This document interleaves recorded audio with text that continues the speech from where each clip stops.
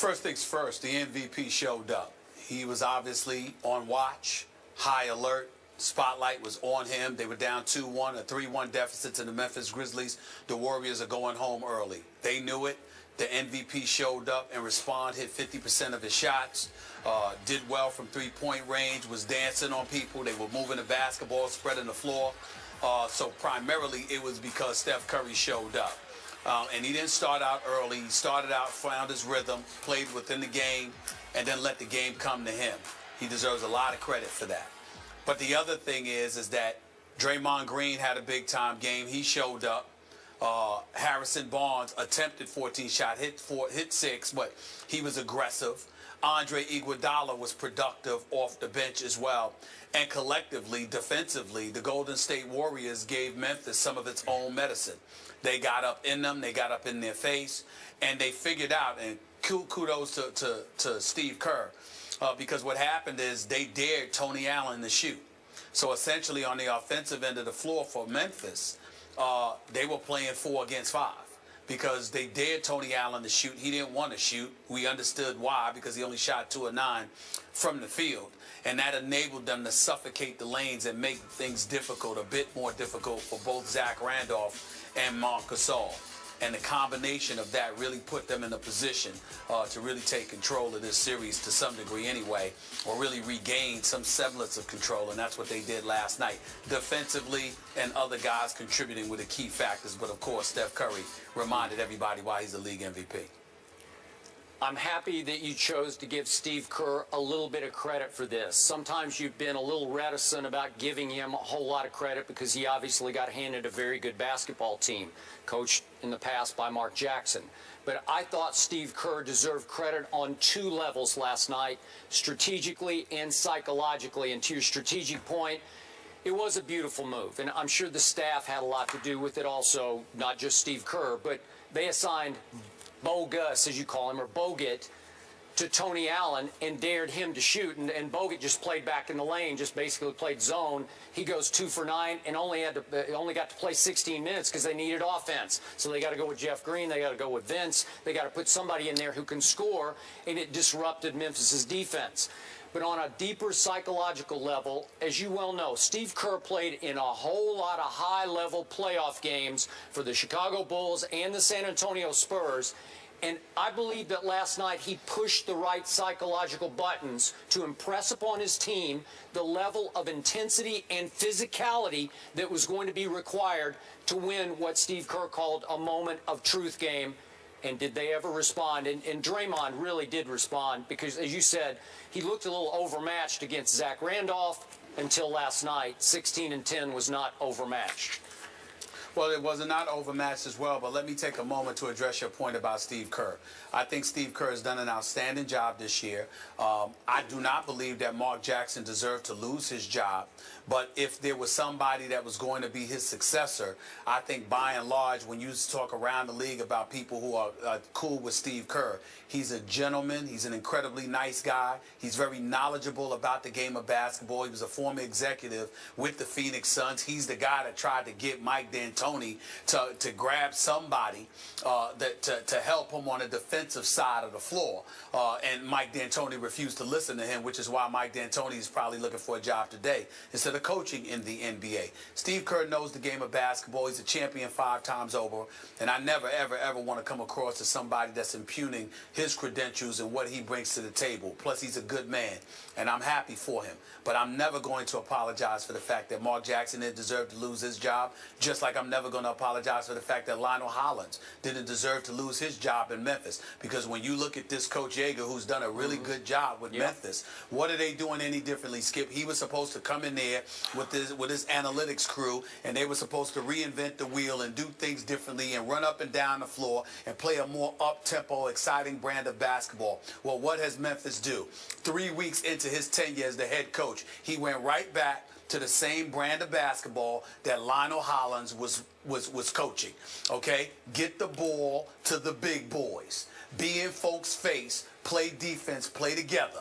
He's doing the same things that Lionel Hollins was doing, which means that Lionel Hollins should not have lost his job. So I get the point that these coaches are doing good jobs. I'm happy for them. It's not their fault that they were handed the reins that they were handed. I don't hold it against them one bit.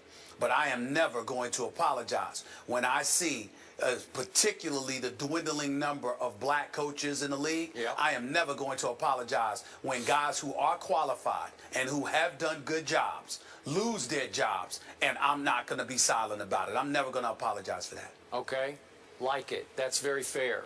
Bottom line to this discussion, I believe that Golden State just won this series. What do you think? So do I. But we both picked them to win this series anyway.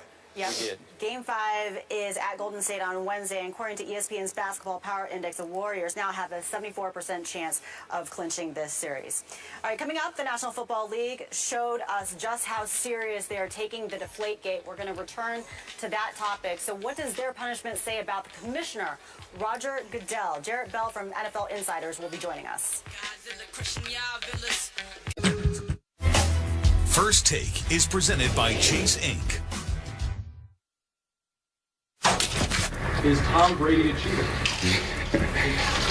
I don't believe so. I mean, I feel like I've always played within the rules. I would never do anything to break the rules. I didn't, have any, I didn't alter the ball in any way. I don't believe there's an equipment manager in the NFL that would, on his own initiative, deflate a ball without the starting quarterback's approval. I just didn't believe what Tom Brady had to say. There's no way that Tom Brady did not know. There is no way he does not deserve to be suspended. He definitely deserves about 4 games. Tom Brady is going to be punished more harshly because of Bill Belichick's cheating in the past. Breaking news, Brady has been suspended for the first 4 games of the season. The Patriots have lost a first-round pick in 2016 and a 4th-round pick in 2017. The team was also fined $1 million. First Take is presented by Chase, celebrating small business. Learn more at chase.com/Small Business Week. And in part by the makers of non-drowsy Claritin. Live Claritin Clear. The discussion got so heated that NFL analyst Ryan Clark decided to stay. Continuing our discussion on the Deflategate, we were talking about Bill Belichick's legacy, and Stephen A. Smith was about to jump out of the screen because he had something to say. I don't even remember my point, to be quite honest with you. All I'm going to tell, I'm serious. I don't remember my point. All I'm going to tell you, all I'm going to say to you is that in the end, what it comes down to is that Bill Belichick, Ryan Clark, you just a few days ago, I think it was yesterday, you just finished saying, according to the Wells report, you don't believe that Bill Belichick should have been suspended. I still agree with that. If you don't believe that he should have been suspended, why should this be attached to Bill Belichick's legacy? We're talking about his legacy overall. I'm not saying that this tarnished his legacy any more than it was already tarnished, but it's a culture of cheating that he has festered. And I said that on the show yesterday. It's a history of cheating through the organization. I'm not saying Bill Belichick walked into the locker room and said, "Hey guys, listen, I want these balls." No, I agree with that. I get that. Yeah, what I'm saying I get that. is, What I'm saying to you is culture, the one point is Spygate, right? Spygate is the one issue, right? Yes. So all I'm saying is, based in terms of judgment, that's all we have on Bill Belichick. Is that not correct? It is. Judgment and rules, that is, no question. But Okay. go ahead, Skip. So my conclusion here, Stephen A. Smith, is that because of the culture of cheating established and operated over years by Bill Belichick, I believe that Belichick encouraged the equipment men to make Tom Brady happy because he made it clear from the start he likes a little softer football to throw. So I believe Belichick presided over this, which is why I think they docked him a first-round draft choice, because this was another Spygate to them, to both Troy Vincent and Goodell.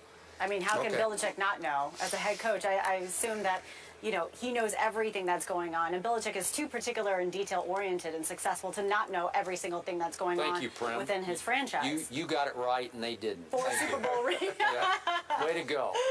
That's you finally what we're put them about. both in their place. That's what I came here to do. Just Took put 2 hours, but you did it. Oh, man. In the end, I just think in the end, it's your team, you run it, and if you set a culture of cheating, if you set a culture of bending the rules, then people under you will do those things. If you set a win at all cost culture, that's what people will do. Okay, last quick thought. on appeal what happens for Tom Brady? About 20 seconds. I think at best he gets 2 games. It won't be 0. Okay. I agree with you on that. All right, Stephen A. Smith, Skip Bayless, 4 games. Brian Clark, thank you so much for joining us here today. I'm Prince Ripapat. Carrie Champion will be back in the chair.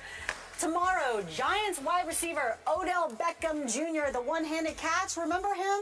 He will be right here tomorrow.